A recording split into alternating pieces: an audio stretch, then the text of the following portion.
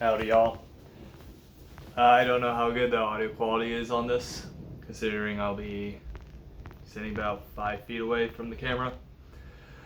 Yeah, so welcome. I'm doing another live stream eat thingy, mukbang, what have you. That's been a while.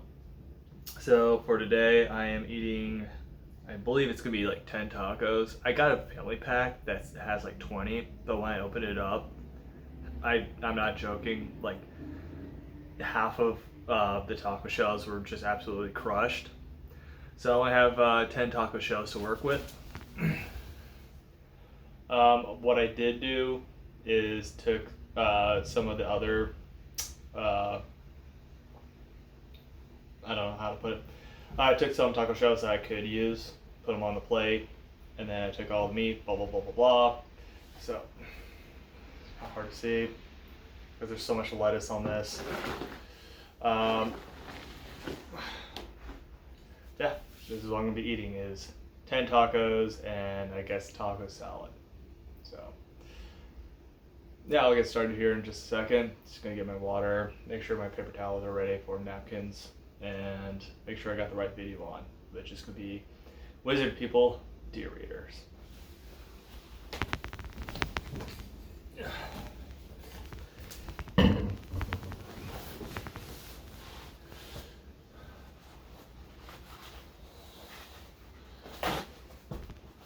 And we are, I left it off at chapter 9 while I was making this.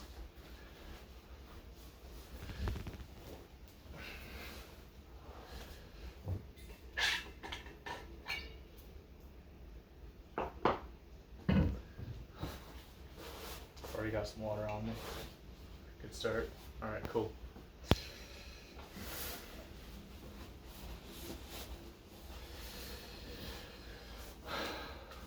But in a way, Probably gonna hear the TV more than you can hear me, just because I have the camera or my phone like right up against the TV for the angle. But whatever. Chapter 9. Here we go. Whilst walking to the train station, Harry begins to feel the stomach butterflies accumulate. Hagar And is my then phone. stunned by the time of day. My phone is He like must right get away that the gun IR sack sensor. to Dumbledore. So he gives Harry his train Good ticket enough. Alright, and cool. totally I'm hungry. freaking disappears on Harry. Harry thinks to himself, what the hell is meant by 9 3/4? Platforms are not broken up that way. Willikers.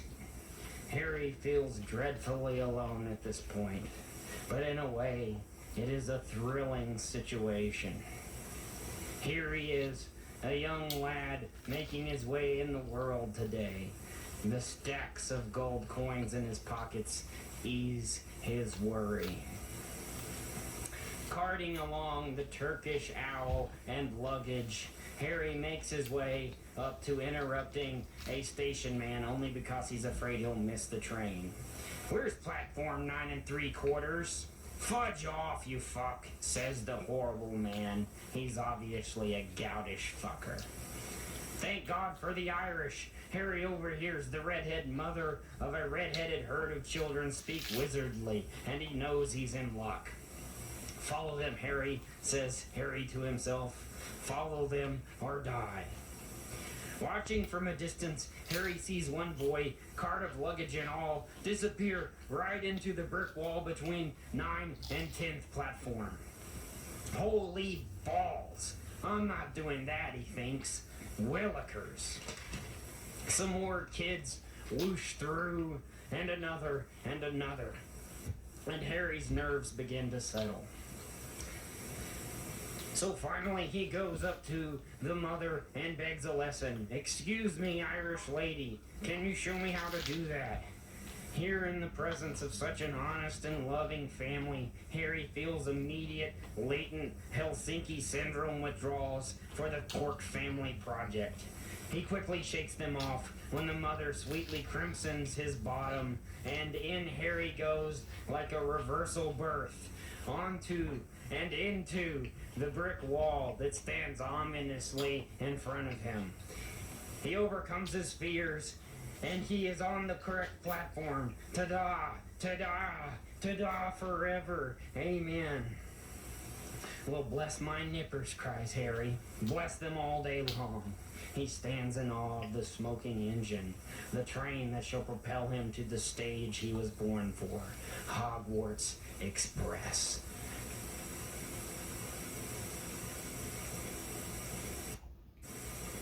Chapter 10. As the Hogwarts Express drags along the countryside, all the kids' hearts race in time with the engine. The scene is so beautiful, the landscape is literally peppered with painters working out masterpiece after masterpiece.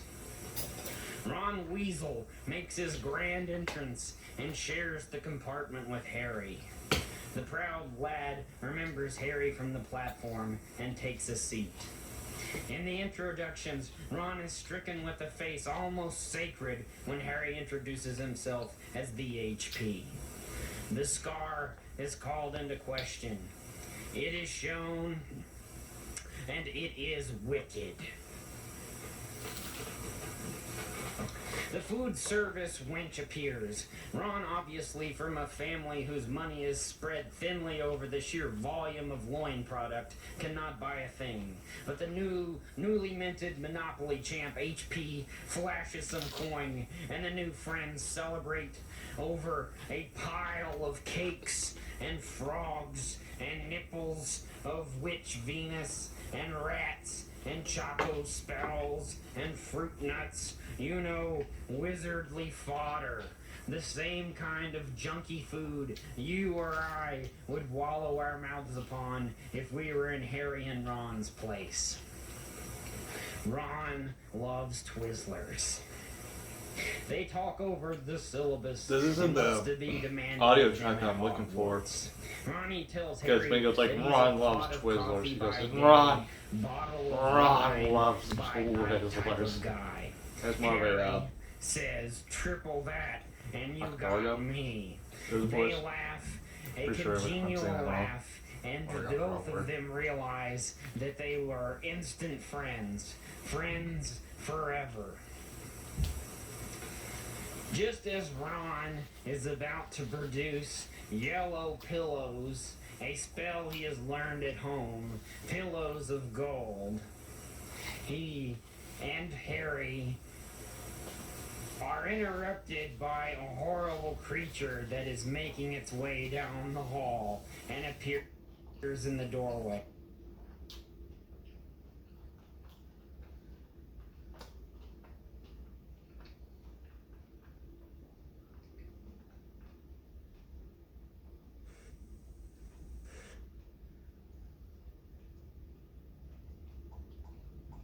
As Ron is about to produce a bottle of wine by night type of guy, Harry says, triple that and you got me.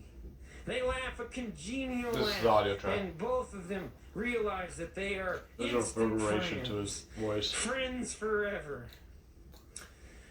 Just as Ron is about to produce yellow pillows, a spell he has learned at home, pillows of gold, he and Harry are interrupted by a horrible creature that is noisily and slowly making its way down the hall and finally appears in the doorway. Only upon closer examination do Ronnie and HP realize that this thing is a girl looking for somebody's frog. Her hair seems to be made up of hair follicle-sized serpents, a prepubescent Medusa. She demands that Ron finish his spell, but by mere proximity to such a wretched creature, Ron cannot concentrate and almost kills his rat instead of producing pillows of gold. She tries to degrade Ron, but only looks stupid. Knowing that these boys obviously hate her filthy guts, she sits down and repairs Harry's glasses with a pretty cool spell. The boys have to admit that this creature posing as a humanoid has some chops. Definitely some chops indeed. Only after the spell does she recognize our HP for who he is. She intros herself as Harmony, and begs Ronnie of his name, but he only growls and smacks in her direction. This prompts her to leave, and as a last-ditch effort to please, she informs Ronnie of his chocolatey nose. As if he did not know. How do you take two 100% all white meat chicken strips on a brioche bun loaded with fries and bacon bits and make it even better? By adding 3 delicious sauces to it. Just call me the boss of sauce. Try my chicken sauce I know tomatoes I'm eating like a big old platter of tacos, but that was disgusting. Chapter 11. Finally, the moment of truth. The God wheel of fate has stopped for all these kiddies on yes. Yes, in fucking deed, you will be a wizard. And this moment is the first in a series of moments that no matter what feelings those moments embody, yes is still the answer. Yes to life, and yes to magic. And just look at their faces. Look at their auras. They are aglow. Dear readers, imagine a music that describes a nocturnal, heavenly yes as the children float on the black, still waters, boating up to the castle of Hogwarts School. Harry knows straight away that this will be a place where he shall surely brandish his wand valiantly. He knows in his heart that this is a stage where he will conjure and conquer the world with his ungodly charisma points. Harry trembles and steadies himself in the reassuring, pasty presence of Ron the Bear. This moment of yes consumes our Harry. He feels here that he is the thing of stories, and for this he nearly weeps a frenzy of weeps.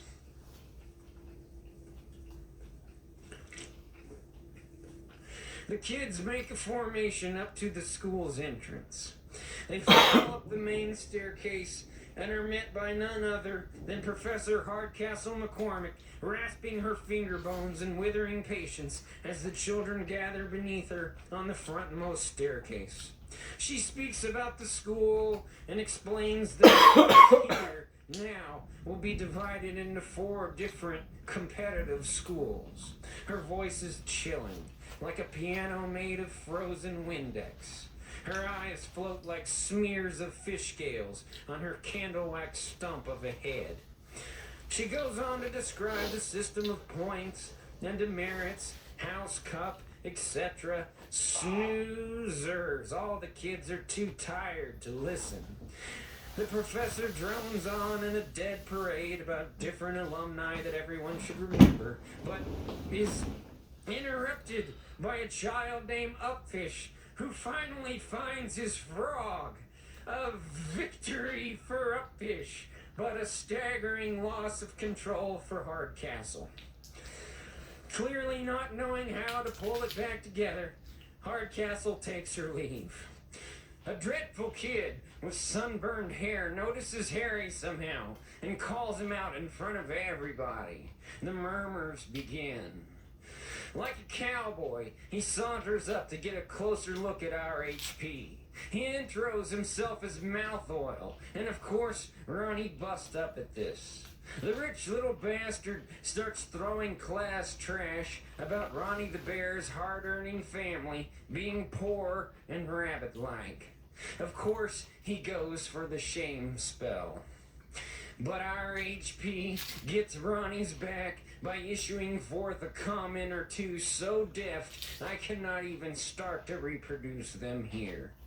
This trumping does wonders for Harry's initial cred here at Hogwarts. WSECU low rate visa. New talent. And a whole new level.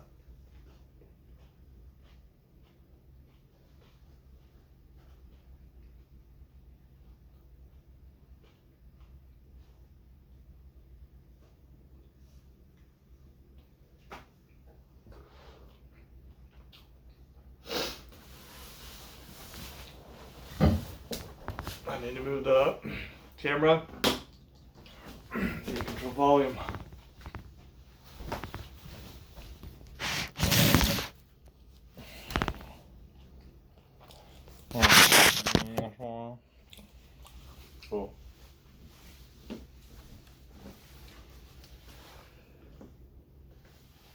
women, and there are floppy and pointy head decorations, the true markings of master magicians.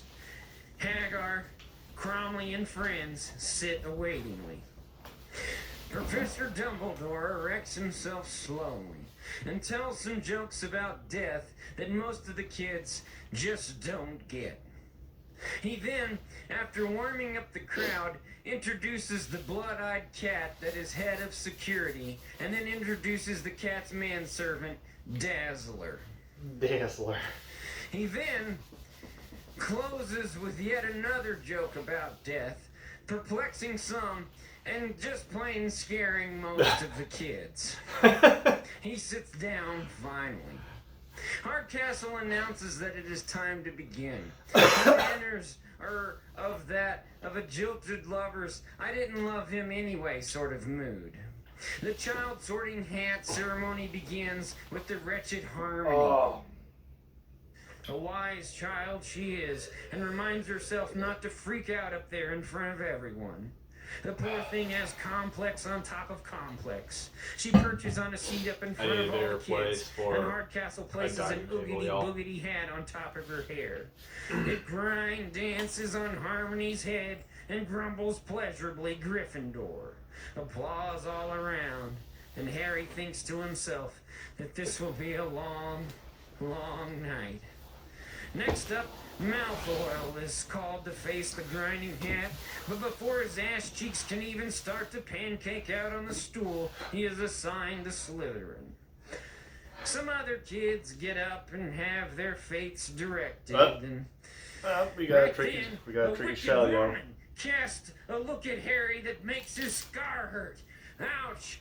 This is the weirdest woman Harry has ever seen. A dark, foreboding weirdo that Harry feels certain will be the kind of teacher that paddles for fun. Ronnie the Bear is next up for the hat. Ronnie is sure that the hat will bear down on him and hunch away at his scalp for nothing. I mean, everyone knows that weasels are put into Gryffindor. Ronnie's 20 brothers and 12 sisters are all Gryffindor students or alumni or faculty. The obvious is true. Gryffindor it is.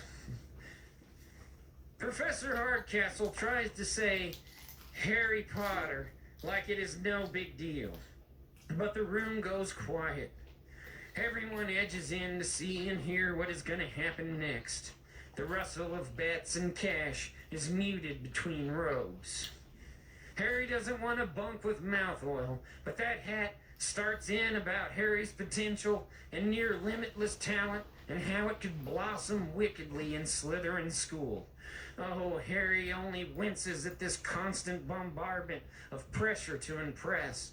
This damn hat, all these fucking kids and teachers looking at him like he's a fucking television. Ah, fuck it. Just don't put me with mouth oil, is all Harry keeps saying to the hat. Finally, the hat's oscillations tense and release upon Harry's scalp. Gryffindor, it is. It announces. Yes! The universe sighs its magical sigh. Harry is congratulated wildly by all his new bunkmates, but he feels numb and distant. A knowing glance is shared between the near-dead Dumbledore and the virile youth. Harry just hopes he can pound a few cold ones.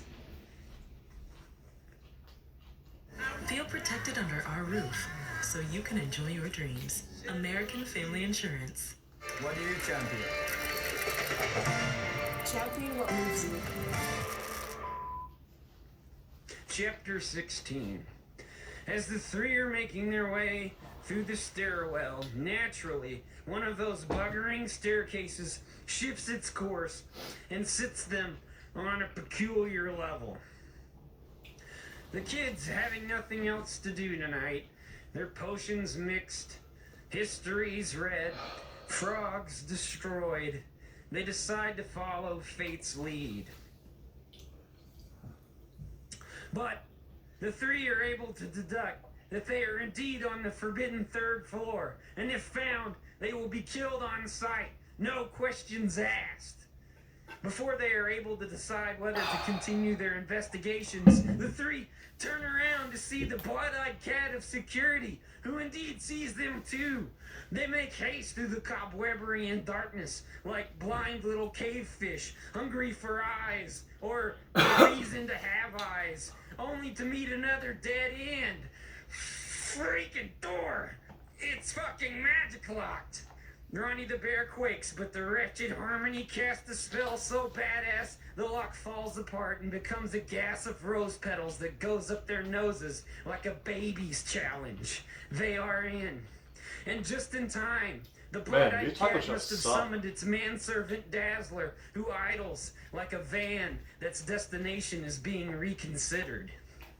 They are indeed in, but not away from danger, dear readers, because whoa! Lying before them is a supersized portion of God's freak show creations, a three-headed giant dog, and it's getting out of a dream of eating kids, one for each head, and hurrah for the dog, the dream has come true. Obviously it is still sleepy, for our three heroes are able to bar the door against it and get away safely. Harry puts up with the wretch, bickering with the bear over the practicality of a hungry, three-headed giant dog and a school full of tasty kids, when the wretch points out that it had to be guarding something. Harry takes note of this, and out of respect for her detective prowess, lets the wretch vent a little while before he takes his leave of her with the bear.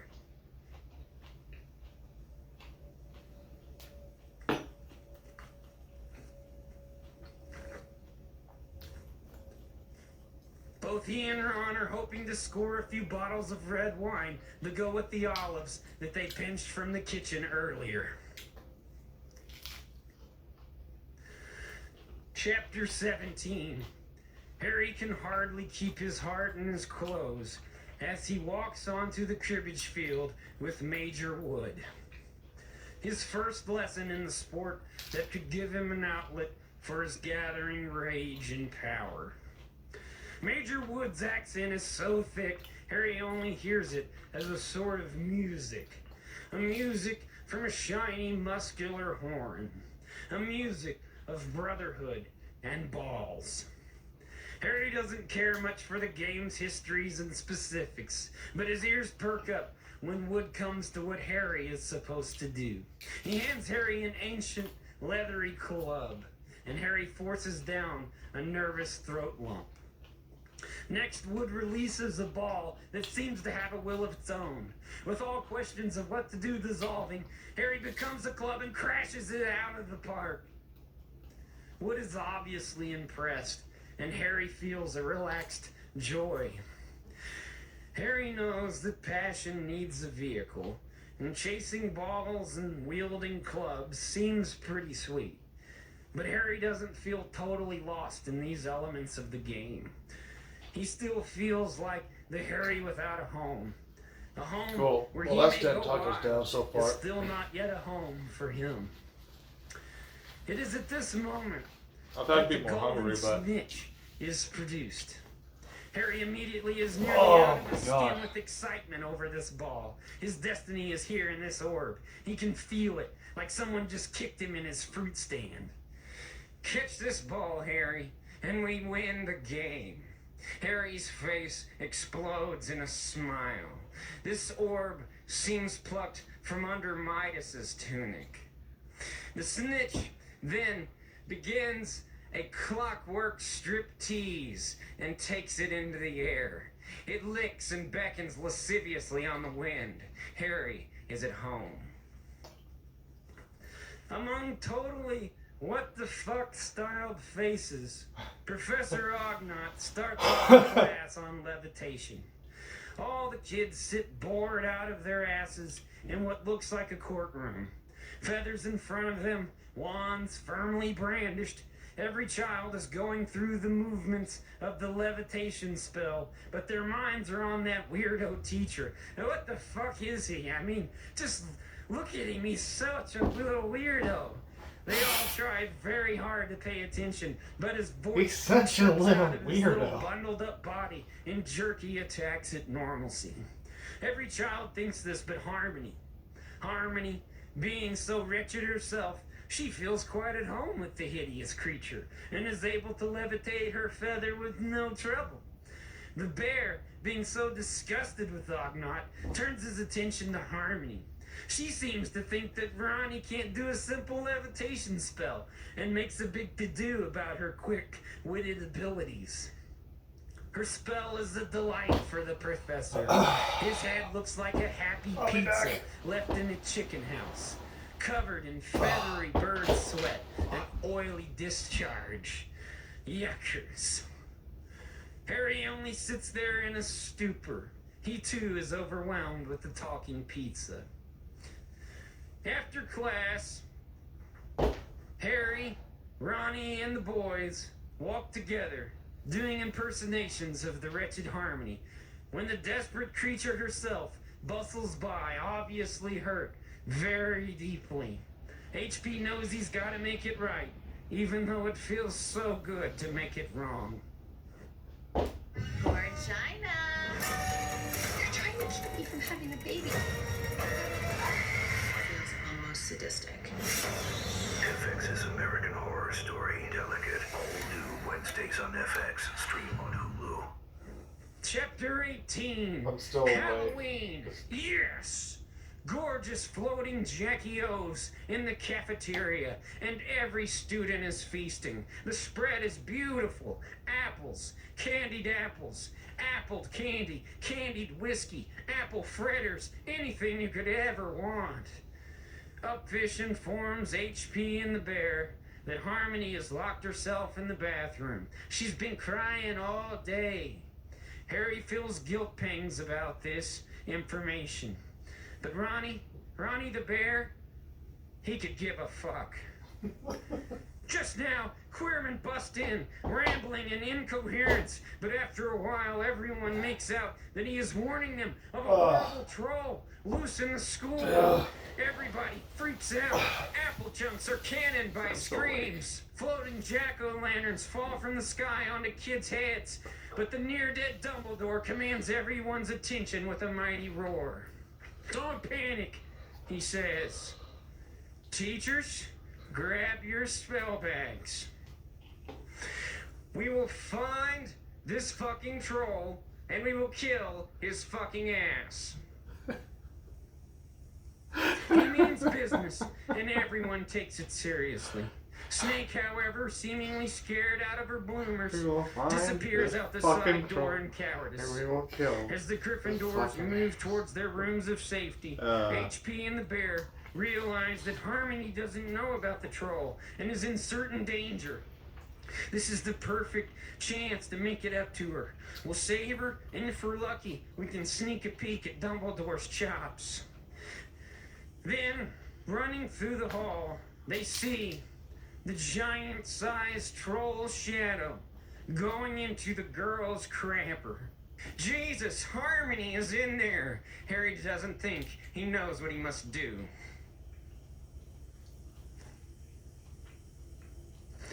Through teary eyes, Harmony looks up, and up, and up, and up, and up again upon a troll.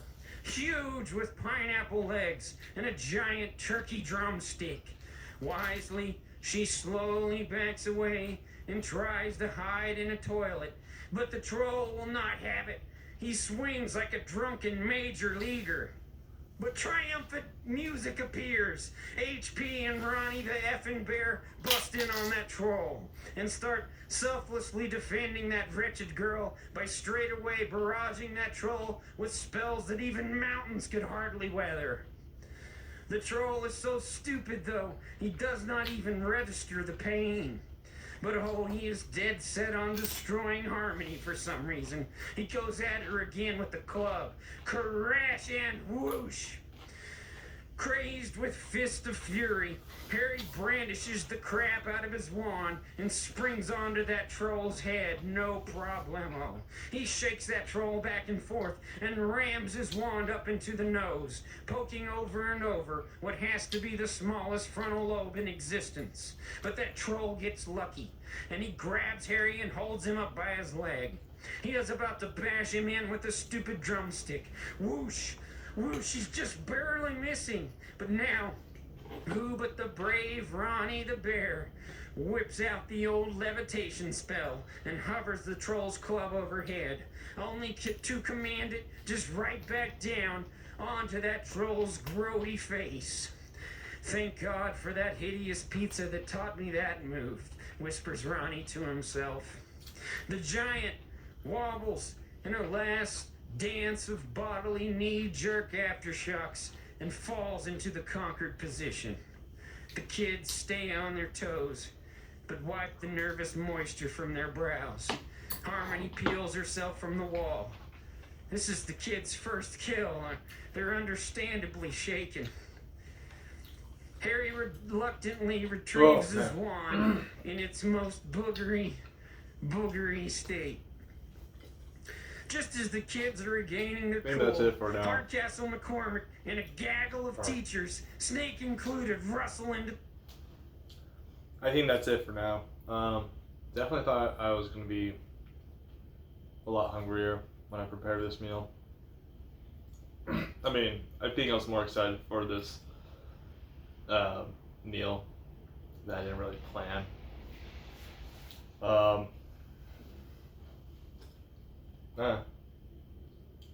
Maybe next time I'll do something when I'm way more hungry. Thanks for tuning in.